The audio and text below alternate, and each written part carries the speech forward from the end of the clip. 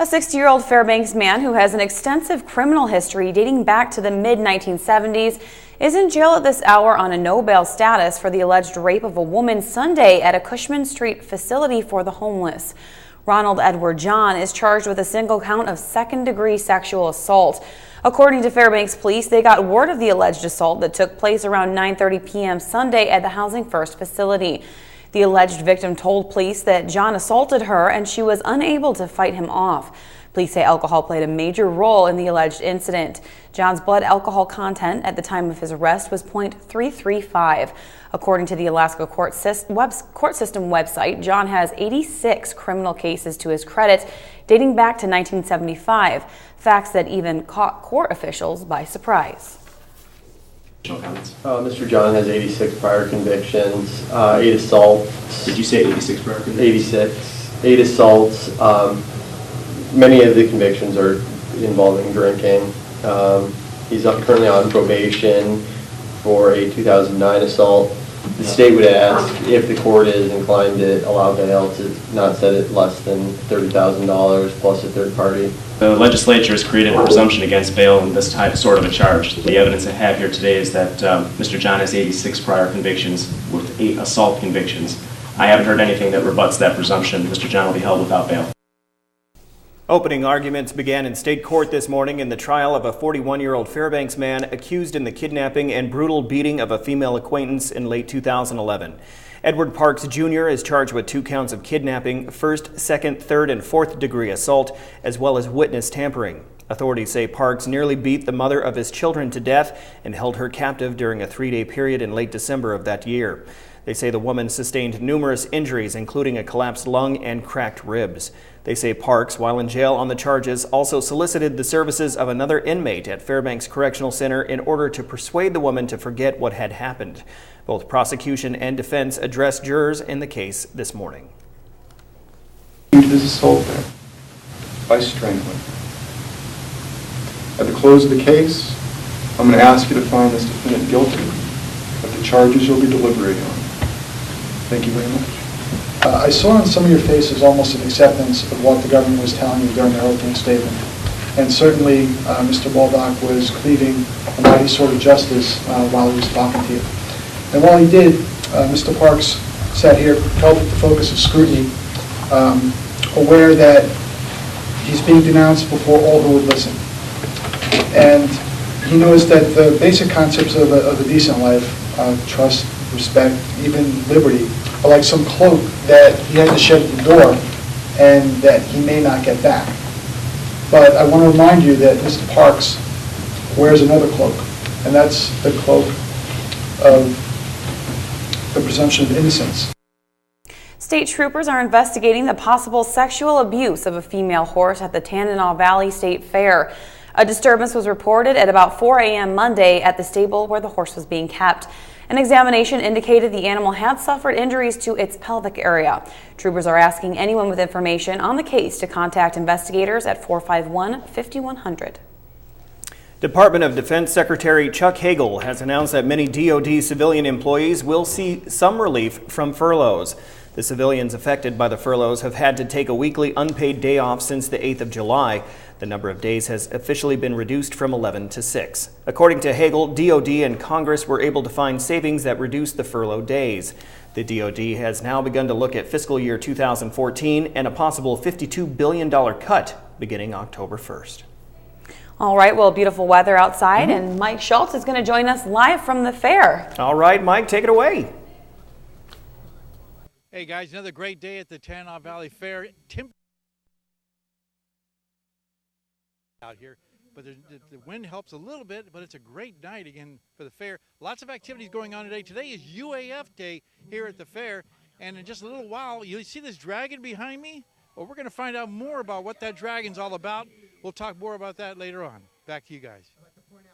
UAF Day. Did you know Darrell Lewis that's his alma mater? That is his alma mater, in as case well you as didn't mine. know. Exactly. Mine too. When we come back, Fairbanks prepares for the AFN Convention.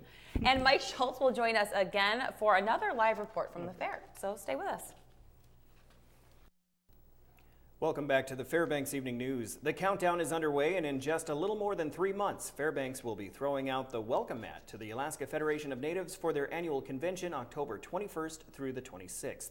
Today at the weekly meeting for the Fairbanks Chamber of Commerce, representatives from AFN and the Fairbanks Convention and Visitors Bureau told the audience of business leaders that final preparations were underway for the expected 4,000 Native representatives' arrival in October. The most important subject that will be discussed is subsistence and what plans are being discussed. In terms of issues and priorities, subsistence is our #1 priority. On top of that, energy. The theme is traditionally family values, so kind of how to keep our values in place into future generations is another topic of discussion. But again, subsistence will be the main priority of AFN. Many tourists and locals have made the journey up the Dalton Highway to Dead Horse. Lisa John Wallace with the Bureau of Land Management says it's one of the most unique ecosystems in the world if you know where to look. Tomorrow night, BLM will host a 30-minute film about the Arctic environment at the Morris Thompson Cultural Center. The film, titled Arctic Visions and Voices, is an expanded version from the one shown in Coldfoot, and it's meant to educate people just how cool life is above the Arctic Circle. The opening reception is at 7 p.m. and the film will begin at 8. The Dalton Highway is one of the only roads in North America that goes across the Arctic Circle, and currently it's the only road that goes all the way to the Arctic Ocean. And so it does provide access for people who would not otherwise be able to see a lot of this country.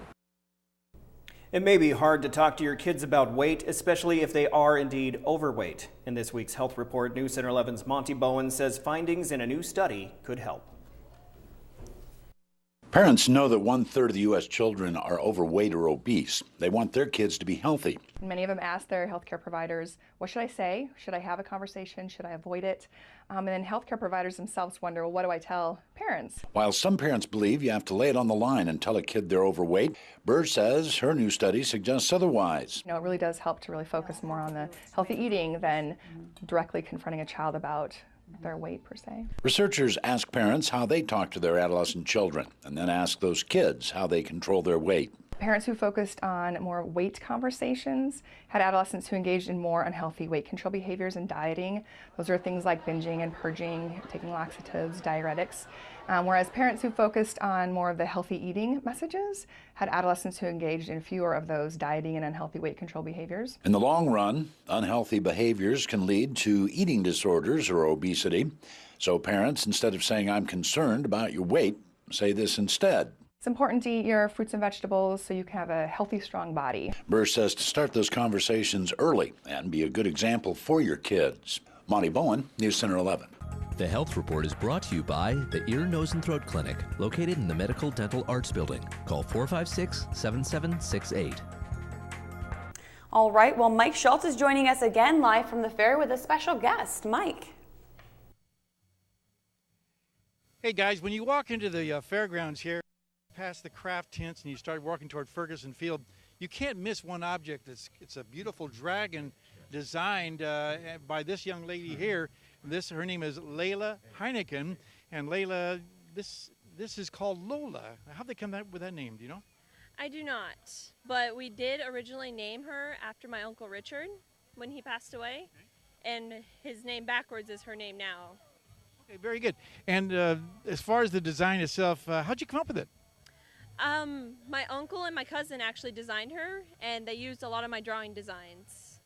And the great thing about this statue, or if you want to say, or not what else you would call it, is you can get your picture taken in front of it. And there's a good reason for that, because it's a fundraiser. It raises money for MS, and that is something that was really kind of close to you, isn't it? Yeah, actually it was. They're moving away, so they decided to leave it here. And the pictures for the donations to MS. That's a great idea. And what it is, it's only $1 it costs to get your picture taken. Like I said, it's a great cause. Layla, thanks a lot for your donation here. We appreciate it, and good luck with it. We hope lots of folks come up and see you. Thank you. Okay. All right, well, that's going to do it right now. We'll be back later on with a look at weather. But we're coming up next. It's our own sumo wrestler, Joe Cook, with sports after these words. Hello, Interior Alaska. Joe Cook here in the Sports Seat for you this evening. Time for some Tuesday sports. And just like that, the start of the 2013 football season is right around the corner. Kickoff is just 11 days away. The 17th is the day. I wasn't here for the football season last year, but I'm here now, and I'm excited to see what the Interior has to offer. The North Pole Patriots will be at home against the Eagle River out of the Cook Inlet Conference. Kyle Allison takes over for the head coaching position at West Valley. The Wolfpack will be the only Interior team on the road for their season opener against Chugiak. The Malamutes will host Diamond out of Anchorage for their first game. The Dog Bowl between the Wolfpack and Malamutes will be the third game of the season on the 31st this year. Soldotna will travel to take on the defending small schools champion Allison Ravens. The Monroe Rams will also be at home for their opener against Homer. Channel 11 will come out with Interior team previews as the kickoff on the 17th approaches.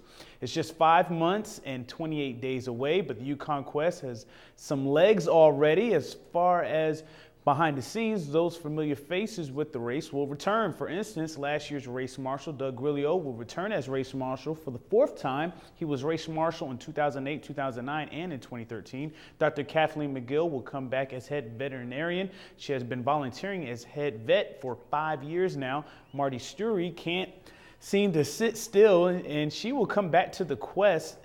She is on board for 2014. Earlier this year, she hinted at trying something new, but hey, she's back. New additions are Linda Green, who will be the operations manager helping with race logistics, and longtime volunteer Gayton Perard will be the assistant race manager. Now, as far as the mushers, 13 signed up last Saturday, which was the first day to sign up for the 2014 Yukon Quest. Of the 13 were defending champion Alan Moore of Two Rivers, Brent Sass, who finished 3rd last year, 4 rookies and 3 Canadians, including Norman Casavant, who finished 7th last year, respectively. The 2014 Yukon Quest starts in Fairbanks on February 1st, and the purse will be $115,000, an increase of $15K from a year ago.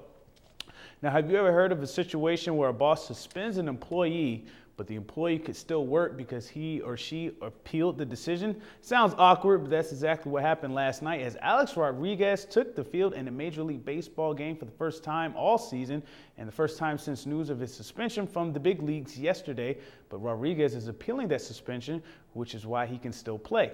Jay Gray has more, including fans' reaction to seeing A-Rod on the diamond. Number 13. Alex Rodriguez. A chorus of boos rained down on Alex Rodriguez as he returned to the field tonight. I personally don't think he should be playing. Suspension is suspension. They have enough evidence on him. I think he's guilty. Guilty, according to Major League Baseball, of using prohibited performance-enhancing substances, including testosterone and human growth hormone, then trying to cover up his violations. I'm fighting for my life. I have to defend myself. Fight defined by a 211-game suspension, the longest in the history of baseball, which he'll appeal. And at some point, we'll sit in front of an arbiter and give our case. As that process unfolds, Rodriguez will continue to play. I am thrilled and humbled to have the opportunity to put on this uniform again. In a written statement, Baseball Commissioner Bud Selig said, quote, "Performance-enhancing drugs will not be tolerated in our game." I would characterize this as extremely harsh, both by baseball's past experiences with steroid users, but also setting a precedent in baseball, sending a message saying that they really want to clean up this game. Another dozen players, including All-Stars Nelson Cruz and Johnny Peralta, have agreed to 50-game suspensions for their alleged use of PEDs. And while Rodriguez is still on the field, for many fans, his presence there means the focus in baseball will be on everything but the game. Jay Gray, NBC News, Chicago. And finally tonight, we bring you an update on Kelly Carr and her run from Fairbanks to Anchorage. Carr is running in the American Cancer Society's Running Down a Dream venture to help raise money. Her run is dedicated to her father, Steve Carr, who passed away in April. So far, Kelly has run a little over 300 miles since her start from the Mitchell Expressway on July 30th. Today, she stopped in Houston and is 15.5 miles outside of Wasilla. Once she reaches Wasilla, she will be 43.25 miles away from the end of her run at milepost 1 in Anchorage. Carr has raised over $15,000 towards her goal of $20,000. And that'll do it for sports tonight. Thanks for rocking with me for a little while. Your full weather forecast is coming up next, and we'll catch you next time. Live broadcasting from the Tanana Valley State Fair. It's a beautiful night. Like I said, 82 degrees, somewhere in that area. Lots of parking still available, so a good opportunity to get over and get some of this great food and have some of the games and just enjoy some of the great entertainment. Speaking of weather, let's talk about it, but first let's go to our picture for tonight. And this one is sent in by this was sent in by Dorothy Rogers in Rainbow at Healy Lake. And you see the beautiful rainbow that's shot there. And again, as always, I would say, if you have a photograph to share, send it to me at Mike Schultz at KTVF11.com.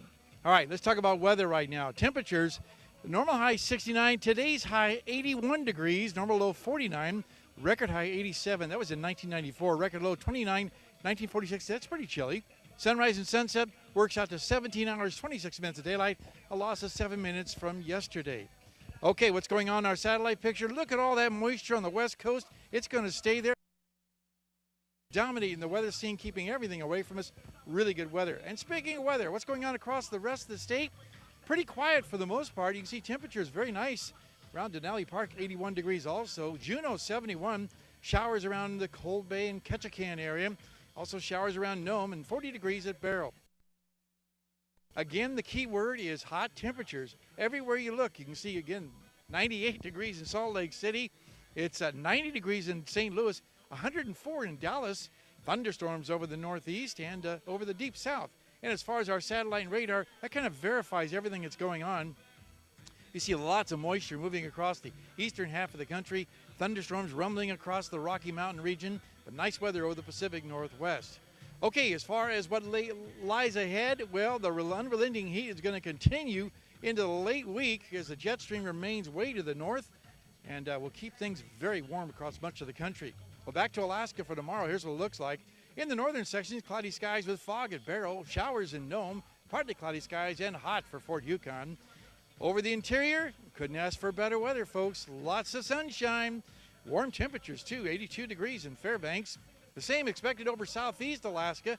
Again, we're looking at, for the most part, partly cloudy skies and temperatures warming up to 72 degrees at Ketchikan.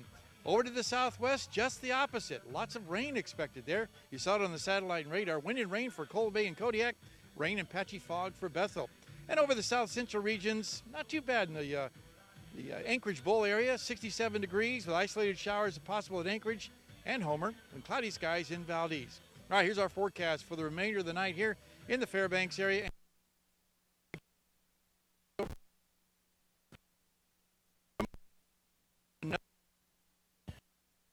Tomorrow, 80 once again.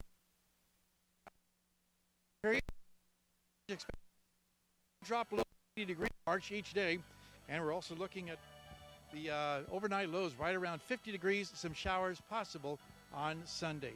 So all in all, it's looking like a great week for the rest of this fair. And like I said, plenty of opportunities come out tonight. We hope to see you here. Have a good night. Back to you guys. Okay, Mike, it was pretty good. I was just scared. You just scared me. Just live television, people. I thought that you really were doing that for real, so really you got me. Doing that for real. Okay. All right, thank you, Mike. Great report. That will wrap up this edition of the Fairbanks Evening News. As always, we are glad you could join us. Tonight on NBC Nightly News, more on the heart procedure performed on former President George W. Bush. That's coming up next with guest host Lester Holt. You can join us here 6 days a week at 6 and 11 or online anytime at webcenter11.com. All right, we're going to leave you with more scenes from the Tanana Valley State Fair. From all of us here at the News Center, have a great night.